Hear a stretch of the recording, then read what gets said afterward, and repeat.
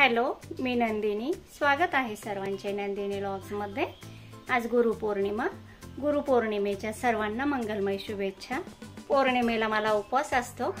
आज मी भगर बनविणारे खूप सोप्या पद्धतीने त्याची रेसिपी तुमच्या सोबत शेअर करते. तेल न टाकता कढईत भगर भाजून घेतली. भगर काढून घेतल्यानंतर कढईत तेल, जिरे, शेंगदाणे टाकले. शेंगदाणे परतल्यानंतर बटाटे टाकले. बटाटे परतल्यानंतर हिरवी मिरची टाकली. बटाटे, हिरव्या मिरच्या, शेंगदाणे परतून झाले. पाणी टाकून उकळी येऊन देते. चवीनुसार अंदाजे मीठ. पाण्याला उकळी आली. भाजलेली भगर 2-3 पाण्याने स्वच्छ धुते. उकळी आलेल्या पाण्यात भगर टाकली. भगर व्यवस्थित हलवून घेते व झाकण ठेवते. भाजल्यामुळे भगर दुप्पट फुलली. यात कढीपत्ता स्किप केला. तयार झाली उपवासाची भगर.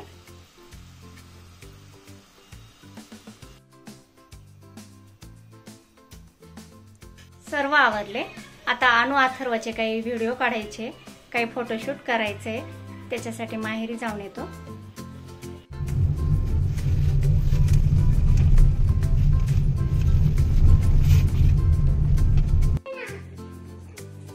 अनु अथर्वचे विठ्ठल रुक्मिणीचे व्हिडिओ बनवायची होती आणि थोडे फोटोशूट करायचे होते. त्याच्यासाठी आलेलो आहे. आदू दीदी कुठे गेली ग? अनु, आदू दीदी कुठे गेली?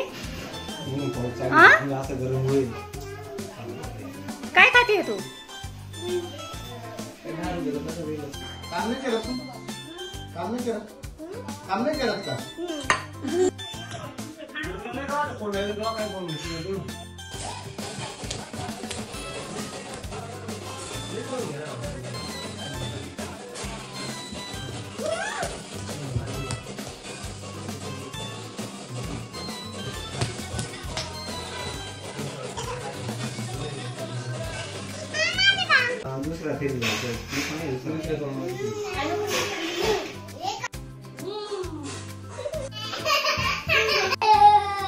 बांगड्या कोणी पाडल्या ग?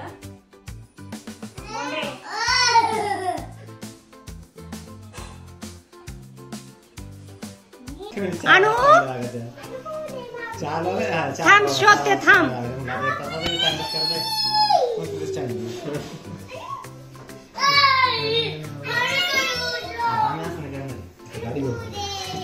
सापडली. गाडी गाडी चालू त्याची. गाडी गाडी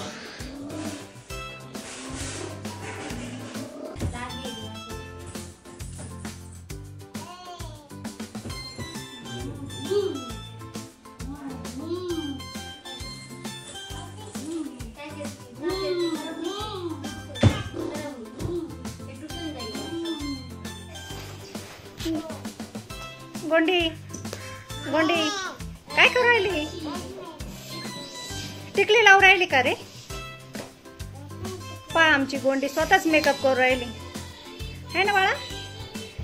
क्लिप लावून राहिली. अनुला रुक्मिणी बनवायचंय. तिचा मेकअप ऐश्वर्या दीदी करू राहिली आहे.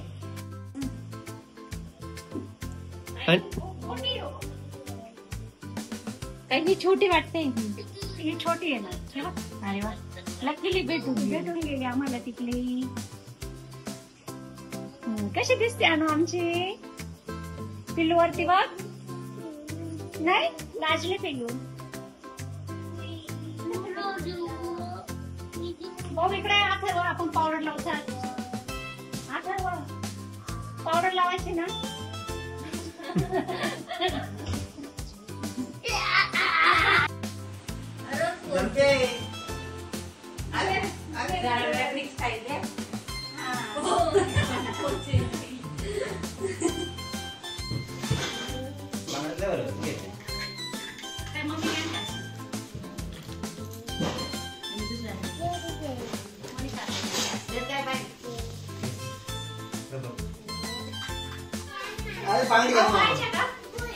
फोटो काढशील का तू बाहेर?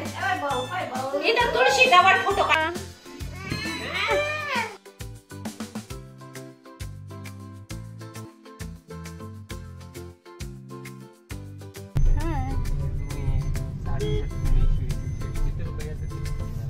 फोटोशूट वगैरे करून घरी आलो.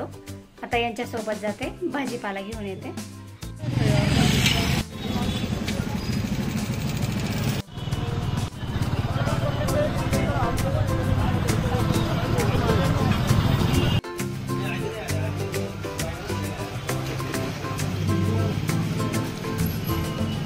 घराजवळ विठ्ठल मंदिर आहे, तिथे दर्शनाला जाऊन येतो.